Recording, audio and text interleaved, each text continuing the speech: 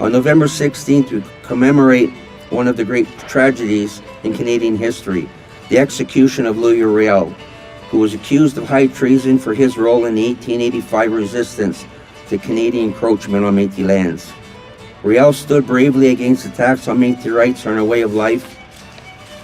He was a leader, hero, visionary, who made profound sacrifices for our nation. Riel dreamed of self-determination for Métis people, and thanks to generations of hard work, his dream is that much closer. When I think about Louis Riel and the sacrifices that he made to fight for what was right, it keeps me focused on a principle that I think anyone who is in leadership roles needs to remember. And that is that we should not bargain away the rights of other people. Louis Riel stood for social justice, for equity, and it strikes me that we are raising the flag here in front of the House of Commons, the very House of Commons that Louis Riel was not able to take his seat in. I can only imagine how disappointing it was for him, how frustrating it was for his community, who voted him in so that he could do good things and he could fight for the rights of Métis people. Riel was elected 3 times to the House of Commons and was not allowed to take his seat. However, he did manage to get into the building behind us and sign the registry indicating that he was there. So just imagine the adventure and the danger and the climate at that time. Clearly, when Riel was executed in 1885, Canada thought they were ridding themselves of a problem. So it's incredible that we are here today at the House of Commons to commemorate his passing. Because the work is unfinished. We're really close on a number of items that I think are near and dear to your hearts. And over the last few years, thanks to groundbreaking court cases, but also the goodwill of the government, there's been a lot of stuff happening, and it's really good, it's really positive, and the future is really bright for the Métis people. I saw it this summer in Batoche, and it's going to continue, and I'm really happy to see everyone here today.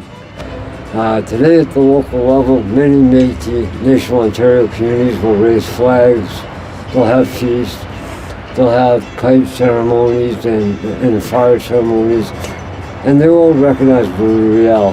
And there will be a big recognition as well at Queen's Park later today by the MNO to mark a long-standing tradition. We obviously encourage with all of you Canadians to learn the true history of our people, of Riel, and our commitment to walk together for the benefit of all peoples. As I was walking here today, I was thinking, what would Louis Riel think today?